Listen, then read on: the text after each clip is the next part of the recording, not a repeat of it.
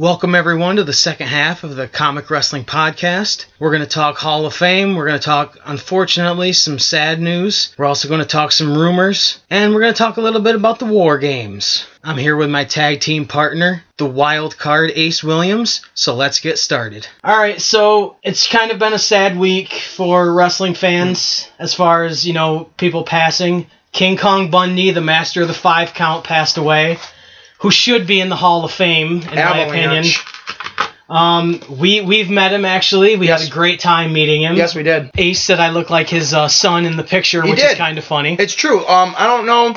Maybe we'll put the picture up on the website or whatever we have for social media here, because we're going to be putting a lot more content on stuff for people to watch and look at and stuff. But Dave definitely looked like his son because, in a compliment, they're heavier set people. Yep. I'm a little guy, so I say it like that. They were both wearing the same exact color shirt, and they just look like, dad and lad out on their journey together, and I had to say it, and it was cool because King Kong Bundy embraced it. Yeah. And he made, some kind of joke towards you. And he was really nice. So, that was sad that he passed away. When I saw that, I was not upset, but oh, man. That was a good and a lot of people remember his appearances on Married with Children, too. Yes, exactly. When he fought Bud Bundy in the ring when he was dressed as a bumblebee. Yep. Yes, I remember that.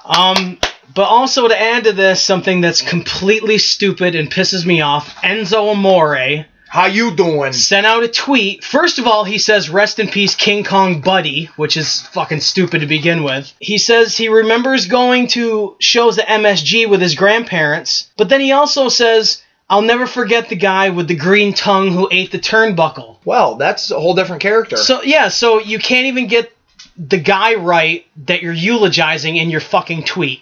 It just goes to show how stupid you really are. And he's a wrestler. Enzo Amore, he is a wrestler. Because he was all right in the ring. Yep.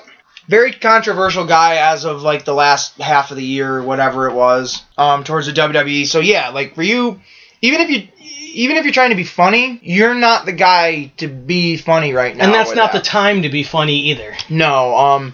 But who he was referring to with the green tongue eating the turnbuckle was George Animal Steel, who also has passed away. Yes. In the last couple of years, which we've met. We talked about him, in the first podcast. Yep. So that's kind of a slap in the face to both of those guys.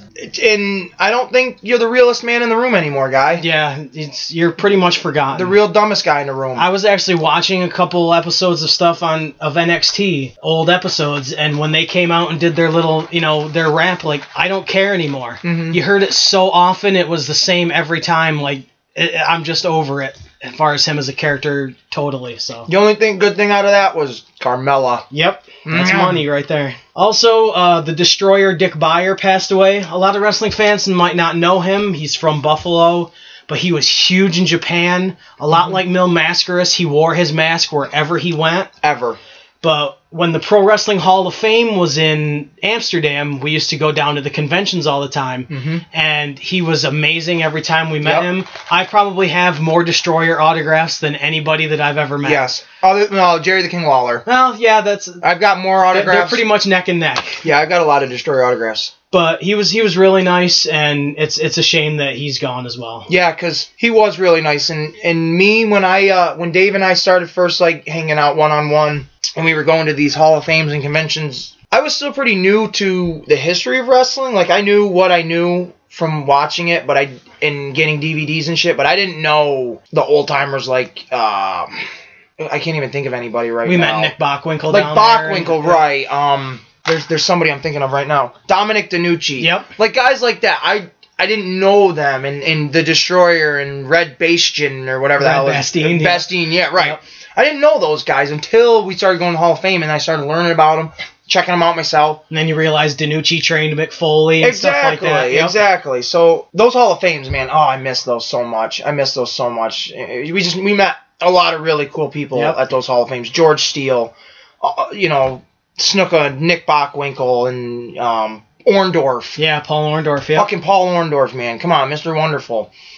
I lost my train of thought. What the hell were we just... like the main part of that. We're talking about the Destroyer. The Destroyer, yeah. We'll cut that part out. The Destroyer, like I could just picture his white mask with the red outlines around the eyes and the mouth, and him just like that, you know, and doing the smiley face in his autograph. Exactly. I open up my WWE Encyclopedia. One of the very first autographs I see on the inside book page, I guess, or the cover, is his autograph. Yep. I mean, I have one in the same spot. So awesome. It was so cool. And it was awesome, too, because maybe the WWE at some point will induct him in the Hall of Fame for his contribution. Even if, like, the subsets that they have now for, you know, innovators and stuff like that. Exactly, because he inducted Gorgeous George. Yep. So he's been there. And they induct people that weren't in WWE, like Vern Gagne and stuff like that. Right, people, like you said, that have contributed or innovated, you know, like a Torrie Wilson.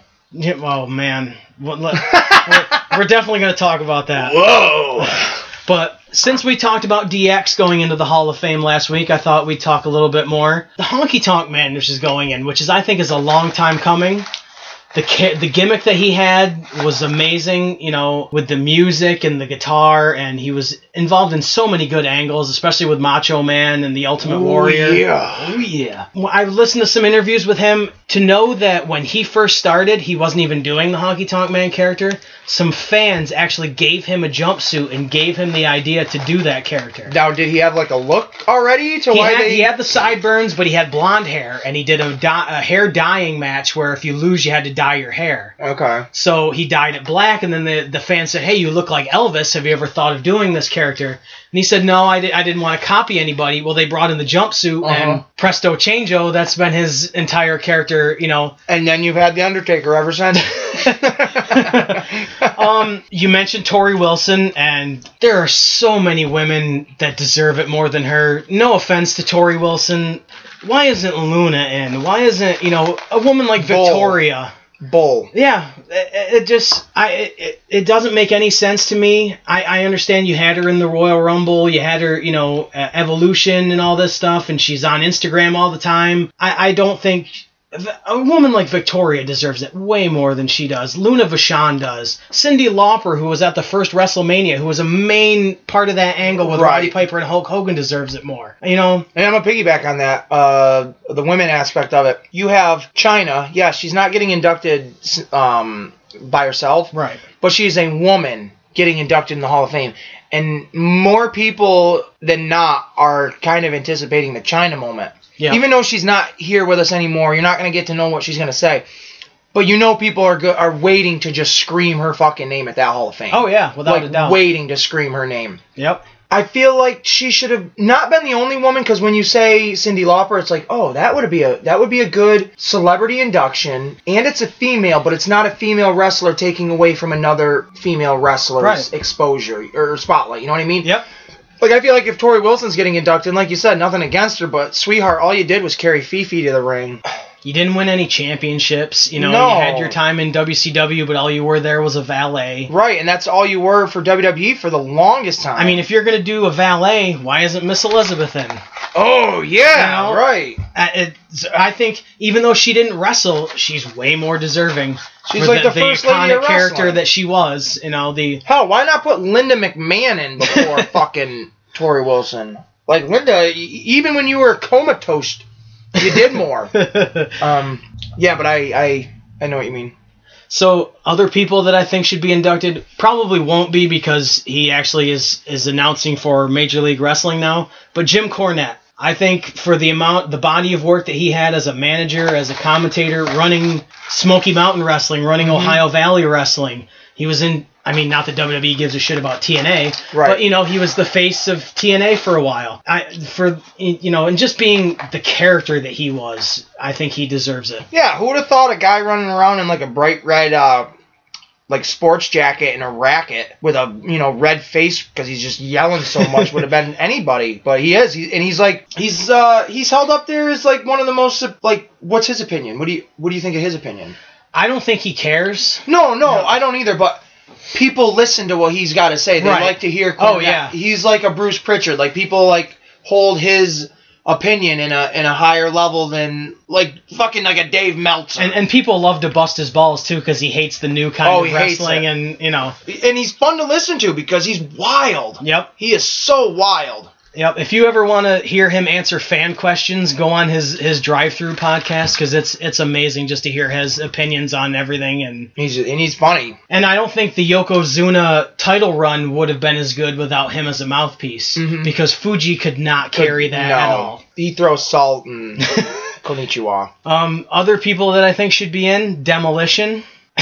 I don't think so. I think he's biased, folks. If you know my buddy Dave, he likes Demolition. He thinks they're like the best. They're okay. Coming from a Dudley Boys fan. What does that mean? 23 times, man. 23 times they held their tag team titles. You just don't like the Repo Man, that's all. You just don't want him in, that's all. And the Blacktop Bully and... I like him. I don't mind Demolition.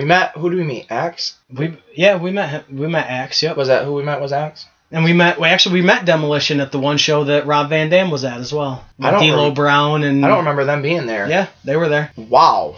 I remember Tugboat. Some things you block out, folks. I don't know why I blocked... I remember seeing fucking Johnny Fabulous around the bathroom. Why does that have to stick with me? Well, here's one that you will agree on. Paul Heyman deserves to be in the Hall of Fame. That guy's crazy. He's out of his mind. He's nuttier than a squirrel turd. No, Paul Heyman... I mean, I definitely at some point in the Hall of Fame, but right now, no, because he's, I don't know. I definitely see him in the Hall of Fame. I mean, the guy reinvented ECW from what it was, Eastern Championship Wrestling to Extreme Championship Wrestling. Brought a whole new perspective on wrestling. Everybody that knows the man calls him a psycho and he's out of his mind, but then they refer to him as the wrestling genius. Yep. So he's definitely a Hall of Fame contender, but I don't think like right now. Well, I don't necessarily mean right away, but right. He deserves to be in. Yeah. And speaking of that, where are the ECW guys? For the Hall of Fame? Yeah. Where's Rob Van Dam? Where's Sabu, Taz, Sandman? Dreamer, exactly. I mean, Dreamer did backstage. He was in the office for a long time in WWE. You know, I think it's about time that those guys get some recognition. You've had ECW guys, you had the NWO and all that, and I think it's time for the ECW guys to get some recognition. And I'm going to say it, and you come at me. Chris Benoit. I don't care. You know, I've always said this, with what happened, it's a tragedy and everything, but you cannot deny the body of work that man had in the business. Because if you do that, if you deny what he did, you're denying everybody he ever worked with. Because now, you will never, you might see it on the network, but they won't glorify it like they did when it happened. In 2004, when Eddie and him were in the ring at WrestleMania, holding untitled, they will not glorify that like they did at that time of, these two best friends have come to, they built the business together, they finally reached the pinnacle of sports, and that's heartbreaking. Because, you can't even honor Eddie. I think that's why they don't mention Eddie as much. Right. Because he's so closely tied with him. I agree with that, and that's upsetting. It is, it really is. So I want a question for you. Okay. Who do you think has ever had the best speech at the Hall of Fame? You've been watching them lately. Okay. Who do you think's given the best speech? It's Ric Flair. Yeah. Because he can talk. The guy doesn't need the script. He's constantly behind a camera, so it's still natural to him. Like where all the other people, it's been a while since they've talked, so they're pacing themselves, they're pausing because they don't know how to. But I'm biased. Ric Flair for everything. Personally, one of my favorites were the Bushwhackers. That was a really good That was really funny stuff. They were with it for being, older. I thought that one was really funny, a lot of the stuff they did. One of the ones, though, that will probably stand out to me forever will be Warrior. Yeah. Because nobody knew. You had no idea. 5 days later, he was going to pass away. Yep. So that one sticks out to me quite a bit. I think the best one was Bobby Heenan. Yeah. In 2004. Yep. He had the crowd in the palm of his hand, and you could see the emotion, especially when he talked about Gorilla Monsoon. You said, one of your favorites. I think Tito Santana. It was a short one. Yeah. But his had a lot of emotion into it, and you could see how appreciative he was of going into the Hall of Fame, how much it meant to him. Right. Being a mid-card guy, I mean, he was Intercontinental Champion, but Not like a main dude. Yeah, but he was kind of in the top tier, but not really. Yeah. You know? You knew of his name, but you weren't going to see him every single night in the main event. Yeah, exactly. Yep. There's probably other ones I could think of that I really liked. There were some that I hated. Mr. T. I don't even know with Mr. T's, because after a while, like, the crowd was making it a joke. Yeah. So it was like, oh, okay, I can get behind it and laugh. But then it was, like, awkward when Kane came out, because it was like, obviously, they're trying to tell you, get the fuck off the stage, and you're not realizing it or something. I don't know. It was weird. I never really liked Jesse Ventura's. I thought he was all about putting himself over. Oh, yeah. And, you know, it wasn't really an acceptance speech, as if he was cutting a promo. Right. That's time for a president in the White House. Yep. Or a wrestler. But it is something that I look forward to every year, the Hall of Fame. It's a definite highlight of the whole thing. I think it needs to be toned down, though. Maybe like every other year. Because they're running out. They really are running out of people. Right. You are going to have to. And a lot of the guys that we say, like, oh, this guy should be here, this guy should be here. We don't know what Vince's relationship with them is. Yep. That's why we're probably getting Tori Wilson's. Because it's like, well, we know she's been good with the company the last few years, but we don't really know where Dawn Marie's been. Right. You know what I mean? Like, people like that I think should be in the Hall of Fame. Like, I think Dawn Marie should be. I mean, contributed. She part of ECW. Huge. She was a huge fucking part of Tori Wilson's transition from ring rat to a fucking to a wrestler. Like, that, you know what I mean? Yeah, exactly. So, I don't know. In one of the most interesting SmackDown storylines ever. Interesting, to say the least. To say the least. It was kind of sexy at times. Yep. But I think they should take like a little hiatus from the Hall of Fame every year. Do something different. Especially now that you're doing NXT, you know, and all that. You don't need it every year. Right. You know? You're just going to be scraping the bottom of the barrel soon. Because think about it. Your big name guys are there right now in the Hall of Fame. You got other ones like King Kong Bundy, that you need in there. But once they're gone... And you induct Undertaker, and you induct, you know... You're going to have to start to induct the people that are currently on the roster. Like, next year, WrestleMania, wherever it is, 2020, the headliner of the Hall of Fame, Tommaso Ciampa. Like, what? He's not even on the roster yet. Right? Daniel Bryan will be in this year. Jesus Christ. I'm coming for you, Daniel. I'm coming WrestleMania. I told Mike Ballard I would do this. I'm coming for you, Uncle Christian. He'll know what that means. He'll know what that means. Get used to shout-outs in this. That's what happen. I do. Michael definitely get that. So you want to get into a little... I got a couple rumors that are floating out there. Okay. For about All Elite Wrestling. The big rumor is that JR has signed a long-term contract to do commentary for AEW, which I think, if that's true, raises their profile tremendously.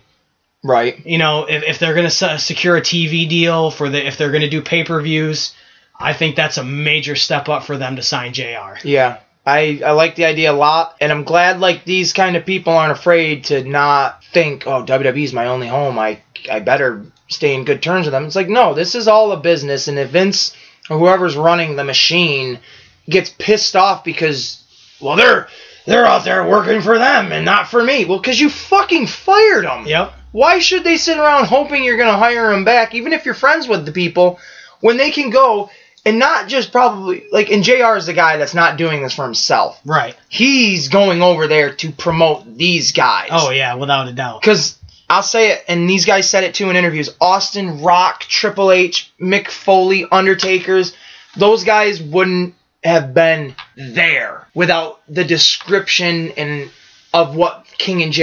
Yeah, the soundtrack that they provided. Exactly. Yep. A blind, and I think I said this to JR, like a blind person could listen to you and be able to fucking know what you're saying. And even though you weren't saying all the moves, you could still feel what was happening exactly. in the match. The emotion he puts behind it, it really sells that person like they are what they are trying to believe or have you believe they are. Yeah. Unbelievable. So I think that's great. It'll be interesting to see who they get with them though, if they do get anybody. I could see Stryker being in that position, being the play-by-play guy. I would love it. I would kill it if Joey Styles was not. Oh, that would WWE. be amazing. JR and Joey, just tone Joey down a little bit, right? But still, you got the Young Bucks, and with him saying "Oh my God," right, stuff like that, and tone him down to a degree for certain things, but then when it's the super kick party. Let him just go nuts with that. Oh, yeah. That's when you let him go nuts. I think that would be great. The other rumor that I saw, not as big, but Gallows and Anderson are not going to renew their WWE contracts. Oh, okay, cool. Bring back the fucking Bullet Club. Yeah, but also with AEW, you've got the Young Bucks, you've got SoCal Uncensored, Kaz and Daniels, and you've also got the Lucha Brothers, Penta, and now I'm drawing a blank. Phoenix. Penta and Henta and Phoenix. They're building up a big tag division. Yep. Gallows and Anderson would fit, and they could still go do Japan, or stuff like that. I think those guys have realized that we're not getting used the way we thought we were gonna. Right. They just wanted us so no one else could have us. And Anderson, he's got a lot of little kids too. He's got a lot of children. He probably wants a lighter schedule. Mm-hmm. Same with Gallows. I'm sure the lighter schedule of New Japan or AEW would probably be good for them. Yeah, that's pretty much all I've seen. Jericho is still involved, which I think is great, and they keep signing, indie wrestlers that have got some buzz, which I think is really good for them. Right. But they're moving everything out slowly, which I think creates anticipation and is really good for them. Yeah. They're doing it real smart. Cody and the Young Bucks, as much as you may not like the Young Bucks, they're smart about the way they market themselves and the way they market what they do. They're not too sweet. They're not cool. They're Generation Me from TNA. They're garbage. I don't like them. I don't like that people like them. I don't like that people buy their merch. I don't like their merch. I want people to stop supporting them. To hell with them. The Young Bucks, I don't like them. So, since it's WrestleMania season, I kind of wanted to throw something at you. What would you say are your top 3 WrestleMania matches off the top of your head? Oh, man. These are... You gotta give me like a forewarning with these. I can't... Want me to start with mine, and then you can... Well, because with the movie franchise one, I said Jurassic Park, but after I thought about it, I was like, it's Indiana Jones. Why the fuck did I say Jurassic Park? I'm on the spot with these. Yeah, you go first. All right. Undertaker versus Shawn Michaels, WrestleMania 25. That to me, that's my favorite match of all time. I think the story that they told... Of all time? The story that they told in that match... To me, that's my favorite match. Savage and Steamboat, WrestleMania 3. That's on a lot of people's lists, but I think you go back and every move they were trying to get a 3 count. I think that match told a tremendous story of how badly they wanted one to keep the belt and one to win the belt. And if I could be funny for a second, to have, when Steamboat won the title, to have King Kong Bundy... by his side when he won. That's just... Okay, Enzo. I'm glad you're here. You can't teach that, folks. And the third one would be Bret the Hitman Hart against Stone Cold Steve Austin, WrestleMania 13 in the submission match. Okay. To see the turn that, one turned heel and one turned babyface, to see how the visual of Austin bleeding but not giving up at the end of that match. Just passing out, right? Yep, and then you had the interaction with Ken Shamrock and Bret Hart at the end of the match too, which I think was And let's really just cool. say, Ken Shamrock, you can rock them little short things, man. For a big muscular guy, you didn't look weird in them. The Shawn Michaels banana Right. Shawn Michaels made it look awkward because he stuck like a piece of meat down his pants or something. I don't know. I guess 3 matches that jump out to me. Okay, I guess. Yeah. Vince McMahon, Shawn Michaels. There you go. WrestleMania 22. That's a great. Yep. Yeah. That's a great match. That whole build up to that, Shane being involved in it, the whole putting Vince in a trash can and laying him on a table, and then going to jump halfway off or a small ladder, and then Shane sitting there cuffed, looking at him like, "Don't do it." He just keeps grabbing bigger ladders. Yep. It's like. And JR had just come back to commentary, so his emotion into it added was all a lot there. To that. Yep. And the story up to that, like McMahon and Jesus, that just was so over the top. But only Vince McMahon could have gotten away with being so ridiculous. Yep. And the Muscle and Fitness cover and all that stuff, and exactly. Yep. It's better to be pissed off than pissed on. Yeah, that's a great choice. Yeah. I really like that. Another one that jumps out to me is Triple H and Sting. That was an iconic moment. It really Being was. a kid growing up during that Monday Night War, I don't think anyone in the world would have thought there would be a match, decades later that kind of brought it all back together. And everybody wanted Undertaker Sting, but still, I think him and Triple H put on a really good match. I think it played out better because, yes, you would have had Undertaker, Sting, but that's only because of the character. Yep. Not so much of like, oh, you could do cool vignettes with those guys. But what story are you going to tell? Yeah. With Triple H having DX behind him and then Sting having the NWO, it was like, oh, shit. It's like the two heavies of each of those brands at that time. An army. Like having their army. You couldn't have done that with Taker. Like, who are you going to bring back? The Ministry? You're going to have Bradshaw and have Kane come out. And, like, that wouldn't have been as impactful. No, yeah, without a doubt. Because all those emotions from back as a kid, like, you've seen DX invade WCW. It's like, it's happening like that. Monday Night War's happening. And, of course, my guy wins. Of course. Of course you're going to pick that. And I'm not saying Triple H is the only WWE guy to ever beat Sting. Kurt Angle's done it. Christian's done it. Mick Foley's done it. You know, Triple H is the only guy in WWE to beat Sting at WrestleMania. Yep. And that's mine. That's mine right there. I hold that. But I do find that match kind of stupid at the end when he hits him with a hammer and then shakes his hand. Yeah. The fuck? Like, let me shoot you in the face with a gun and then I'll be the one to bury your body. Like, no, fuck you, man. My third, I'm going to say this. I probably said it before. The very first Money in the Bank. Yeah. That was a great match. Yeah, it made Edge become Edge. Had everybody that was hot at the time in it. Christian, Jericho, Benoit, Shelton Benjamin, Kane, and Edge. And even Tomko was there, which I'm a fan of Tomko. Well, not anymore because I don't know. But when he was in TNA, yeah, I loved his character in TNA. Right, he was an IWGP Junior regular heavyweight. Him and Tensai were the first ever American IWGP Tag Team Champions, which is really cool, I thought. So, yeah, and he was carrying that around with him. But I think that they're not my favorite matches, but those are three that jump out for sure.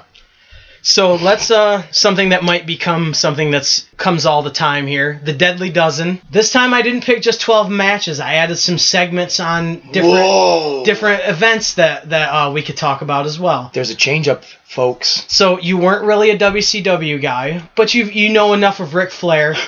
Number 12 is his return to Nitro after his conflict with Eric Bischoff. I hate you, you son of a bitch! Yes, exactly. That you could see the emotion of everyone in that ring. Yep. The crowd, the announcers. They wanted him to kill Bischoff. They wanted him to run out of that ring and just wring Bischoff's neck. Uh-huh. And the emotion in that was so real. You can say what you want about wrestling, but the emotion, that to me is one of the greatest segments they ever did on Nitro. One of my favorites personally, because you've got the Four Horsemen in the ring. You got Ric Flair looking so fine in his suit. You know, they're all looking good in their suits. They're Four Horsemen and the reformation of the Four Horsemen. Benoit. And like you said, it was such a raw emotion because Flair, if anyone that knows Flair, the guy, as soon as he wakes up in the morning, he starts to bleed. There's nothing he gigs himself as soon as he wakes up. Exactly. He's making a milkshake. Oh shit, he's bleeding all of a sudden. Like, there's nothing the man doesn't do that doesn't make him bleed. So even in a promo, he gets rolling so hard. You don't see him bite his tongue. But he does. But he bites his tongue hard. Yep, every time. And he starts fucking just, the blood is gushing out of his mouth. But do you think that stops him? No way. Ric Flair is red hot. That is probably, other than like Four Horsemen promos, that is one of like the best, that's not even a promo, best Ric Flair moments of all time. 100%. I love it. There's going to be another Ric Flair part in this later, but I love Flair. I think that's a great way to start. Number 11, Shawn Michaels against Double J Jeff Jarrett from In Your House 2 in 1995. I don't remember that at all. It was over the Intercontinental Championship. Mm-hmm. It was right after Sid had turned on Shawn Michaels and they were turning Shawn Michaels babyface again. Right. And I think it was like a 25-minute match. And it was just... Really?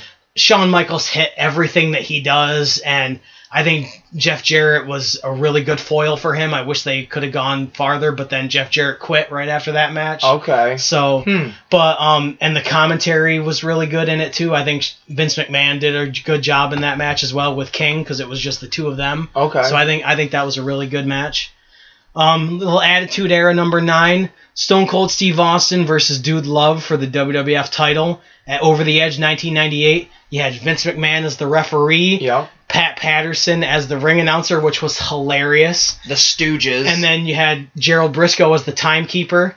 Okay. And the look on Vince McMahon's face when the Undertaker's music hit to be the enforcer, outside the ring.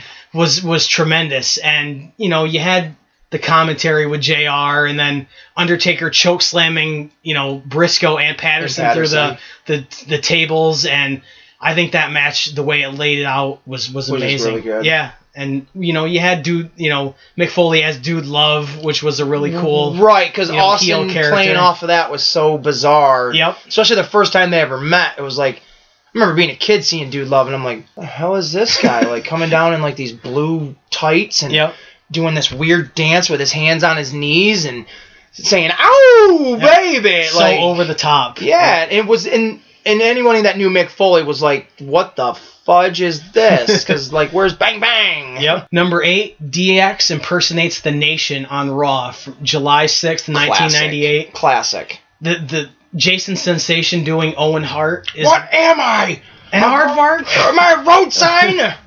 that segment, I'm sure the Nation thought it was funny. How you could not think that was funny. Right. I mean...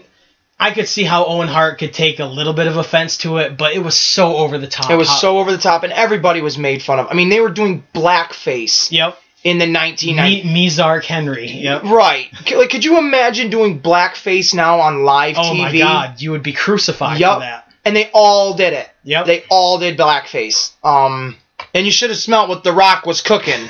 Because he ain't faking. You should have smelled what The Rock was baking. What the brother was baking. That's definitely something I think everybody should check out. Number 7, The Authors of Pain and Roderick Strong versus Sanity versus Undisputed Era from NXT War Games.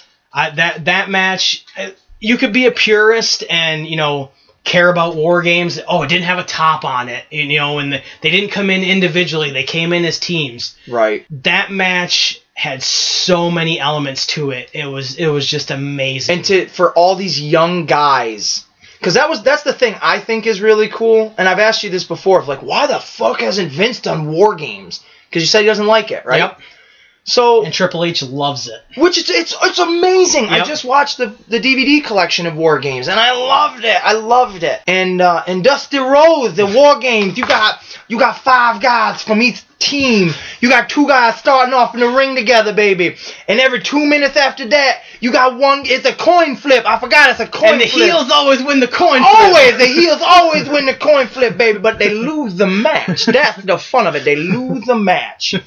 I love War Games. And I think it's cool in a way that WWE or WWF, even after they bought WCW and they got the rights to that shit, I think it's kind of cool that you've never seen like The Rock and them in War Games. So it gives these new guys something that these veterans have never done. It's like, well, look, you've been in Elimination Chamber, you've been in Hell in a Cell, but yep.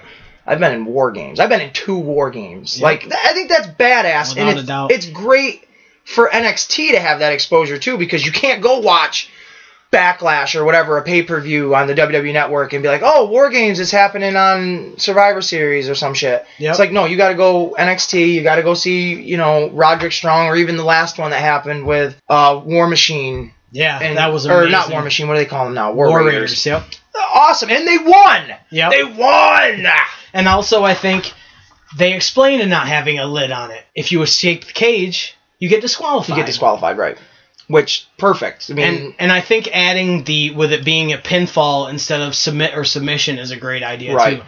Tony Schiavone has always mentioned that it was kind of, having the submit or submission kind of was anticlimactic. You want that 1, 2, 3 and the crowd pops. Right. To have the ring announcer say, oh, well, he gave up. There's kind of that delay to the reaction. With the 1, 2, 3, there's that immediate reaction. Yep. Exactly. I think that's a great point to make. And since I've watched a lot of them recently, I can agree with that, because there are some of the War Games. I think it was the one with Hogan, Luger, Sting, and Macho Man, where they're dressed up in the camouflage. Yep. I don't remember who they're going against. I think it's the Dungeon of Doom. Yep. Someone submits in that, I believe, and it was anticlimactic, because one, it wasn't even a submission. I think they were like pushing an object into their face, and it was just like, I'm done. I'm like, what the fuck is that? Yep. Like, come on, man. Yeah, it does. It changes the dynamic of it a lot, I think. And I just want to say real quick, since we're talking War Games, that's Hogan's Heroes, whatever you want to call them, those Army.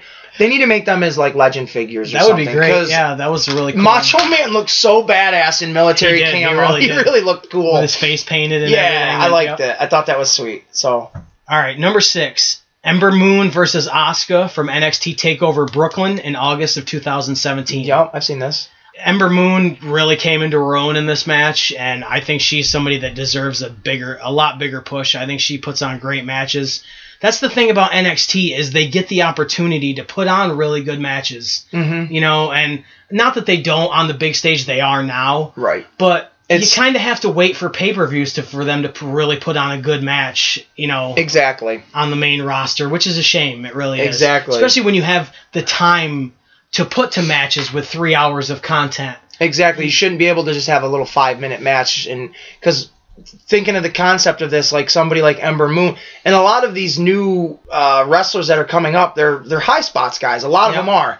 And when I was listening or watching the Spike Dudley shoot interview that you gave me, he was talking about how he hated going out. He loved having matches with the guys he was wrestling, but he hated going out and trying to put a 15-minute match together and make it a 5-minute match because that's what WWE wanted. And he's like, I'm not going out and doing 5 or 6 fucking front flips or back flips in 5 minutes. He goes, because you got to set all that up. He goes, if you're just doing that, you're just boom, boom, boom, boom, boom. There's no storytelling. There's no concept of the match. You're just doing things in a match. Yep. And I think that concept is like on Raw and shit like that. Like the matches you are having drawn out are boring because you're just nothing against the big names that are in WWE right now, but you're doing like matches like let me start off with like a Roman Reigns against a Bray Wyatt in the main or in your first match for like 10 minutes and then for some reason it becomes a disqualification and now let's make your main event a tag team match with this guy and Roman Reigns. Because you're trying to tie storylines together that you're really right, and then you're trying to overput the star. Yep. You know, Stone Cold Steve Austin didn't come out every 15 minutes on Raw back in the 90s. He came out like one fucking time, then had a couple moments backstage. And had a huge segment to himself. Right, exactly. Yep. And that I think that's what you need to do is let these people work in the time. Don't just restrain them. Especially someone like Ember Moon who has like a gimmick and a character and a look and a persona. And I think a lot of this is they don't do vignettes to set these people up anymore. Don't. And they don't do backstage promos. I think a lot of the mystique of The Rock and Austin is they did those backstage promos, just those standalone backstage promos. It's 3 minutes out of your show. Why can't they be doing one of those? Now it's so they don't want it kayfabe. They want it so like here's The Rock in his real life world. Just like him like that. It's like no, I want like his character. I don't want to like The Rock just because like oh I've come to like him and stuff like that. And you would think with how good Becky Lynch has become because of her promos, somebody would get it. Yeah, you know, it would click in somebody's brain that, oh, these fans are loving the way these people are talking and interacting, and, you know, they're going on social media and seeing the way Becky Lynch is talking, and then she's bringing it into her promo, exactly. You know? Which makes me want to quickly just talk about the Ronda Rousey. Have you seen the video? Yes, I have. Is that a work? I don't know if it's a work or not, or if that's the way she really feels. It's hard for me to believe that WWE is going to allow her to say the things that she's saying. Right. She wasn't just coming out and saying, oh, screw Becky Lynch and screw the WWE. Fuck the WWE universe. Yeah. I am going to make a joke out of the sport that they love. I can't see WWE not having any heat off of that because whatsoever. That's like real, like that's like a real shoot. I mean, they've exposed the business a lot, but they've never gone out and just said fuck our fans and fuck everything that we do. Fuck the WWE and fuck the WWE universe. That's like exactly what she said. I mean, I can understand the promo that she cut on Raw where, you know, she just kind of flipped out on the fans a little bit. But that video so she really did go off the script because I read some comments, but I was like, I'll see this. I mean, some of it might have been a work, but the video that she cut by herself where she's getting her makeup done and she says fuck the people, I can't see WWE wanting her to do that whatsoever. No. Which makes me believe that her contract expiring is something is legit. Totally legit. Well, from what we're going to get right back to this list. But no, I like this. But from what Joe Rogan, and I tell you this all the time, I watch the Joe Rogan Experience. They were talking about it. No, maybe it wasn't on Joe Rogan. Maybe it was another one. I'm not sure. But either way, they were talking about it too. because I just asked you, I was like, I need to know if this is a work before I just have an opinion on it. Yeah. Like, I think Ronda Rousey sucks. Yeah. And I said that, and then somebody goes, oh, I'd like to see you say that to her face. Why are there those people? Yep. Because I would say it to her face. Don't get me wrong. I've given John Cena the finger, like, right the fuck up close. I will say you suck to somebody's face. We were the only two people booing him at that event. Exactly, and we got looked at. I mean, I've gotten called a whore at a wrestling show for booing the wrong person. I don't care. We will get into those stories, definitely. Exactly. I make people cry. They were saying that when she lost her fight in UFC, I think it was probably her last fight, she, like, took nothing but toilet paper and, like, went out into the woods for, like, a week. And, like, and all these people were, like, collaborating on it. It wasn't just, oh, really? Is that what the story is? Like, they all heard the same thing, right? And they're all throwing in their opinions. And they're like, yeah, she just fucking went mental, like, nuts. And then somebody says what you said. They're like, she's going to fucking hurt somebody. Yeah. She goes, the way she's in there throwing them around, she's like, she is careless with her body, or with their bodies and stuff like that. And he goes, and if she really does have this, like, fuck them mentality, she goes, if they get hurt, she goes, that company can turn right around and sue the piss out of her. Yep. And they were saying that she seems like she is unstable mentally from that shit. You can use that against her without a doubt. Oh, yeah. And right then and there, if that becomes a true thing, like, you're going to see the UFC getting looked at more for, like, concussions and shit like that, because now she's a product of UFC, and that's only going to reflect on them, not the WWE. Yep, and then she also said, oh, well, all the money that I'm making you, are you really, though? Are you really? Are you? Lesnar, making money. You, not so much. Right, I'm not paying... I see your shirts in the crowd, but not that much. Right, and that's because of the people that don't know. I'm going to say, that don't fucking have a clue. Yeah, they're releasing merchandise on you, but is it really selling? Exactly. You know? Exactly. You fucking Shayna Baszler ass fuck. I'm coming for you, Ronda Rousey. I'm going to find you the Rage in the Cage at 2020. I'd buy a ticket for that. Don't buy a ticket. It'll be like the most humiliating thing of my life. I don't ever want my daughter to see it, because she'd be like, Daddy, you a mommy now? All right, back to the list. All right, that list or the list? All right. He's not in the company anymore, but that's neither here nor Kevin Owens is, and he was part of, like, the list upbringing. Number 5, the Nasty Boys against Harlem Heat from WCW Uncensored 1995. Oh boy, Booker T Uncensored. Oh no. Not that Uncensored. Oh, okay.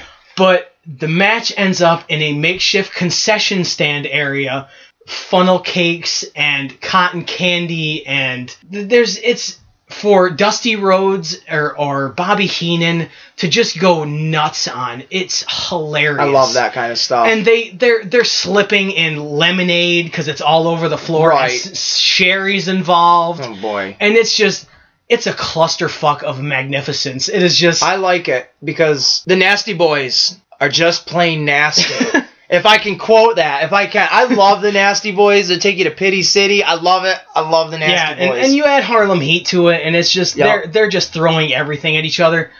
Stevie Ray just picks up a tray of cotton candy and just hits Knobs with it, as if that's going to do a fucking thing to him. If anything, Knobs will probably like tilt his head back and start eating the cotton candy. It just gives Bobby Heenan stuff to run with, and it's tremendous. Right, and that makes me think of like TNA. I can't remember what pay-per-view it was, but the South Philly Street Fight. Yeah. Or what? Yeah. The Fish Market. The Fish Market Street Fight with Curry Man. Yep. Shark Boy and the Dudley Team 3D. Yep. Like it just the ridiculousness of that. Like Bubba Ray, there's little not carts, but little stands with ice and fish in them, all sorts of fish. Bubba Ray just picks up it looks like a flounder, I'm not even sure, and just starts hitting people with it. He turns it around and he starts licking it in the mouth. He's taking fish, he's throwing them out to the crowd. People are getting disgusted. Don West is going insane. Don West jumps behind a woman, and the woman gets smacked with a fish. You hear him and Mike Tenay just laughing their asses off. Tenay's trying to be the straight man. Right, and trying as hard as he can. If you like those types of matches, they're not even matches. They're fun, just fun. And you want to go back to matches that Jim Cornette absolutely hates. You can add stuff like that to it. They're ridiculous. Yep. Like Booker T in Austin in the grocery store. Yep. If you don't like wrestling, that's fine. You don't have to believe that, oh man, that guy just got suplexed off the top rope and he's still walking around. I get it. That's fine. But if you want to see something silly and funny that you don't have to take serious, check out like the Nasty Boys, that match, and the Booker T in Austin, and because those are just fun. Or Kurt Angle coming out in a milk truck. Exactly. And just showering everybody with milk and clashing milk cartons together as if it's Austin's beers. Right. Comedy, they say, funny isn't money. I think it is. Bullshit. It absolutely is. JBL fighting a inflatable dinosaur while all hopped up on tranquilizer juice. Or awesome. Throwing a trash can at Hornswoggle. I wish when I met him I said that to him, because Mike Ballard and I laughed our shafts off. Because it's just so random. He just picks a trash can up and throws it at a midget. Yep. I've met both of them. I wish I had a trash can and had him sign it. Yeah, that would have been great.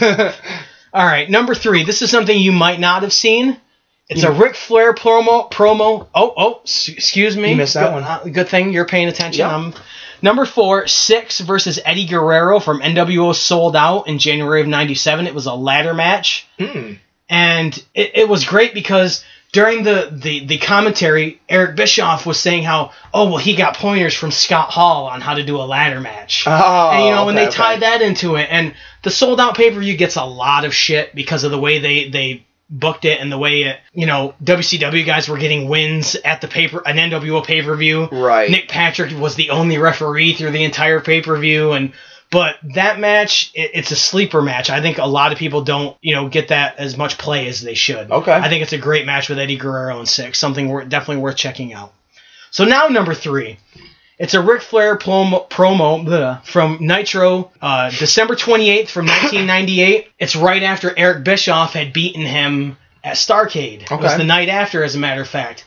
And in the ring, Mean Gene is out there, and Flair's like in a mink coat, and he starts off, saying, I didn't want to come here tonight because I got my ass kicked last night, and then he just the flight attendant says, what do you want to do? Well, hell, I want to go to Baltimore. And he starts, Eric Bischoff, you jackass, this is how I travel. You say I'm broke. I've got mink coats. I'm custom made head to toe. And he takes off his belt, and he's like a $2,000 alligator belt. He ends up in his goddamn boxer shorts. Okay, that's a Ric Flair thing for you. And it escalates. He just keeps going nuttier and nuttier. And then he handcuffs himself to the top rope. And Mean Gene is trying to wrap him up.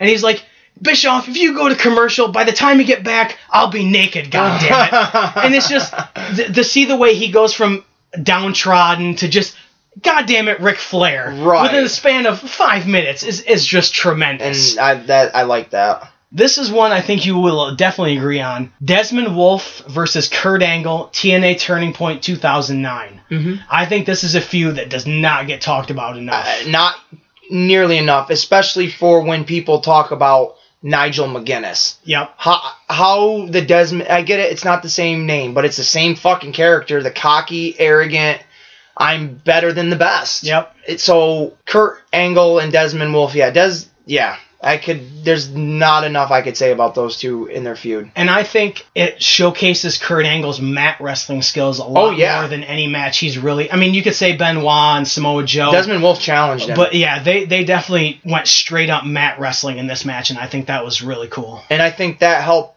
a lot for Wolfie. Yep, I think if he hadn't had his health issues, he would have been a major player in that company, without a doubt. Which I truly am glad to see him with the WWE. Yeah, I think he adds a lot from his Ring of Honor days, of even when he was hot in Ring of Honor, how he didn't get called up somewhere so quick. Yep. I'm not really sure. I mean, he stood out with a pretty athletic body, the blonde, weird styled, spiky-ish hair. Yeah, definitely. Anything Kurt Angle did in TNA. I think he had probably his best shit in TNA. He had his longest run. He had a longer run there than he did in WWE, which is astonishing. All right, number 1, Kane versus Shane McMahon, Survivor Series 2003, an ambulance match. I think that match was amazing. The stuff that they did with, backing into Kane and putting him through the plate glass and, bringing in his own ambulance. And the one spot where he hits Kane in the head with the door of the ambulance. And you see Kane's head just reverberate back and forth on that. I think that's a match that definitely doesn't get enough play, and I think that's why I made it number 1. I think it's something that people definitely need to check out. Okay. Yeah. But as far as wrestling, that's the only stuff I've really got to talk about right now. We're going to talk a little bit more about War Games. I had it written down, fantasy matches. Dave picked 10 guys. I picked 10 guys. Dave, you look like you got a list of 100 guys there. I'll let you go first. All right, so my teams would be Kurt Angle, Bobby Roode, Arn Anderson, and Ted DiBiase. Are these heels or faces? These are the heels. Okay. And Jeff Jarrett against Hulk Hogan, the Macho Man, Seth Rollins, Sting, and Mick Foley. Okay, I like those choices. My teams of the heels, Kurt Angle, Triple H, Bobby Roode. Great minds think alike. Ric Flair. Oh. Woo! And if you're going to have the cages of cages, you got to have a beast in the cage. Brock Lesnar. I like it. I like that. I got to have my Brock Lesnar. And my faces are Sting from TNA. Oh, there you go. Like that, I think that was it. I love that Sting. The Dudleys. Yeah. Both of them. Mick Foley. Yeah. And my guy Samoa Joe. Nice. I gotta have Samoa Joe in there because I gotta see Samoa Joe against Brock Lesnar in a cage, and that's my way. And Samoa Joe is gonna cut some damn good promos coming up to this. And him and Flair going at it, and Triple H, and and the Dudley Boys. Someone would probably say, "Well, the Dudley Boys are random."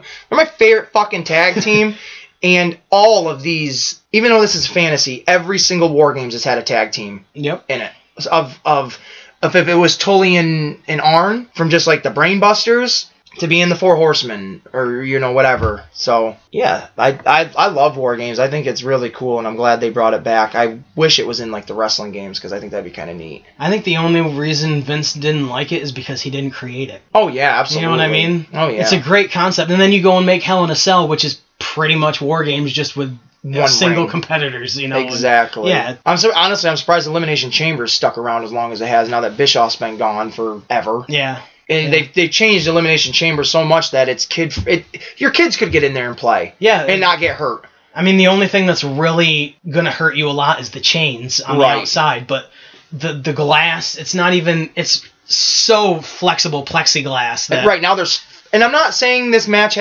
people have to get hurt in it, but when you... Satan structure or whatever it's called, you hype it up as like the Devil's Playground or even Hell in a Cell. Like they've watered it down so much, it's so kid friendly, and I'm gonna say it like that. It's like these guys don't have to go out and get mutilated in that match, but when you take the element of danger away, yes, these guys could still get hurt in the ring for sure. Yeah. But when you take the element of what it's supposed to be away, it's not what it is anymore. Like, yeah. If you come in my house and if it's Christmas time and you take my Christmas tree away and you take my stockings away and you take all the Christmas presents away and you tell me to have a Merry Christmas, I'm going to tell you, this is not Christmas anymore. You took it all away from me. That's my concept with that. Yeah. But War Games is so awesome. So cool. And yeah, it is kind of a pain in the ass to have two rings side by side. I guess, I mean, I've never been to a show where there's two rings like that. So it's got to be kind of difficult. But you can also do what they used to do where one guy would beg off and go into the other ring to draw the other person over, so you're moving it around. And Sting used to do a dive, from one ring to the other onto a guy. Things like that. I think it's a dynamic that you could definitely work with if you really wanted to. And it's awesome. Like, could you imagine seeing War Games at like a WrestleMania? Yeah. Holy crap, that'd be nuts. And I would be so honored to see a War Games at WrestleMania, baby, because I thought of wrestling in the first place. I'm a creator of wrestling, Dusty Rhodes. American, and I'm dreaming. I don't think you can do him without doing his voice. I think you have to. Let me try. I'm Dusty. You can't. I'm Dusty Rhodes. I can't do a lisp. Any lisp. Right. I don't care if I'm making fun of Renee Young. I'm Renee Young, baby. I sound like this. That's a very very masculine Renee Young. I'll do Jack Swagger. I'm Jack Swagger. And I'm Succotash, Sylvester and Tweety. You can't. Dusty Rhodes is synonymous with a lisp. We want to say thank you for checking out the Comic Wrestling Podcast. You can search for us on YouTube, throw us a follow, subscribe, and comment. Also, any comments or questions can be sent to comicwrestlecast@gmail.com. We plan on doing one every week, and we plan on getting on more social media platforms as time goes on. We just want to say thank you for checking us out.